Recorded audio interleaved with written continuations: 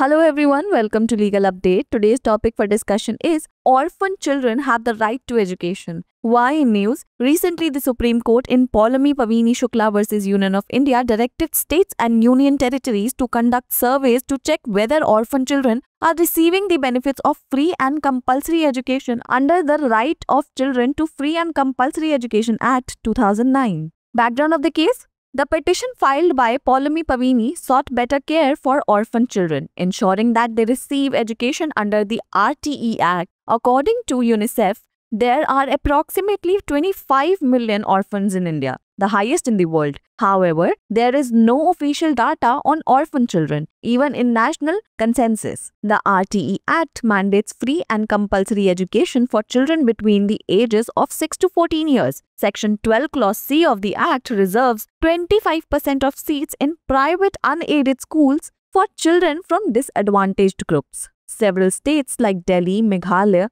Odisha and Gujarat have already notified that orphan children be included under the 25% quota in schools. However, the states have not yet taken such steps. What were the court observations? The bench comprising of Justice B.V. Nagaratna and Justice K.V. Viswanathan emphasized that orphan children who are socially, economically and culturally disadvantaged should be explicitly included under the RTE Act to ensure they receive their rightful education. The court ordered the states and union territories to carry out a survey to determine how orphan children are currently benefiting from the RTE Act and to assess the reasons why some are denied this right. The court also directed that if orphan children have not been admitted to schools due to their status, immediate steps should be taken to ensure they are enrolled. Provisions involved: Right of Children to Free and Compulsory Education Act 2009. First, Section 3 of the Act, which mandates free and compulsory education for children aged 6 to 14 years. Second, Section 12 Clause C, which requires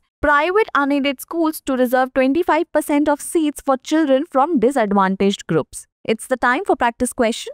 What did the Supreme Court direct regarding the inclusion of orphan children in the census? Option A. The court ordered that orphan children should be excluded. Option B. The court directed that data on orphan children be included. Option C. The court directed that census data should not focus on children. And option D. The court did not address this issue. Pin down your answers in the comment section below.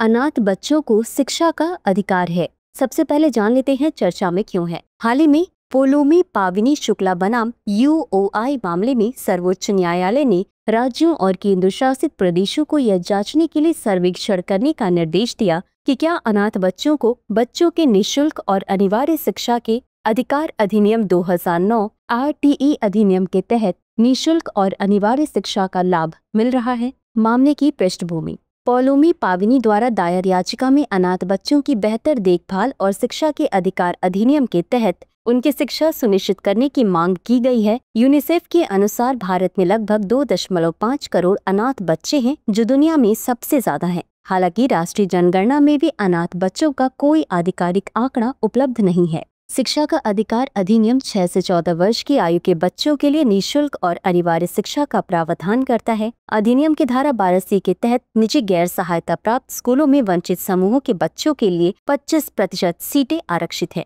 Delhi, Meghalaya, Orissa और गुजरात जैसे कई राज्यों ने पहले ही यह अधिसूचना जारी कर दी है कि अनाथ बच्चों को स्कूलों में 25% कोटे के अंतर्गत शामिल किया जाए। हालांकि अन्य राज्यों ने अभी तक ऐसा कोई कदम नहीं उठाया है। न्यायालय की टिप्पणियां: न्यायमूर्ति B.V. नागरत्ना और न्यायमूर्ति K.V. विश्वनाथन की पीठ ने इस बात पर जोर दिया कि अनाथ बच्चे जो सामाजिक, आर्थिक और सांस्कृतिक रूप से वंचित हैं, उन्हें RTE अधिनियम के तहत स्पष्ट रूप से शामिल किया जाना चाहिए ताकि यह सुनिश्चित किया जा सके कि उन्हें उनकी उचित शिक्षा मिले। न्यायालय ने राज्यों और केंद्र शासित प्रदेशों को आदेश दिया कि वे एक सर्वेक्षण करें ताकि यह पता लगाया जा सके कि वर्तमान में कितने अनाथ बच्चे RTE अधिनियम से लाभान्वित हो रहे हैं और उन कारणों का आकलन किया जा सके कि क्यों कुछ बच्चों को इस अधिकार से वंचित रखा जा रहा है। न्यायालय ने यह भी निर्देश दिया कि यदि अनाथ बच्चों को उनकी स्थिति के कारण स्कूलों में प्रवेश नहीं दिया गया है तो उन्हें दाखिला दिलाने के लिए तत्काल कदम उठाए जाने चाहिए।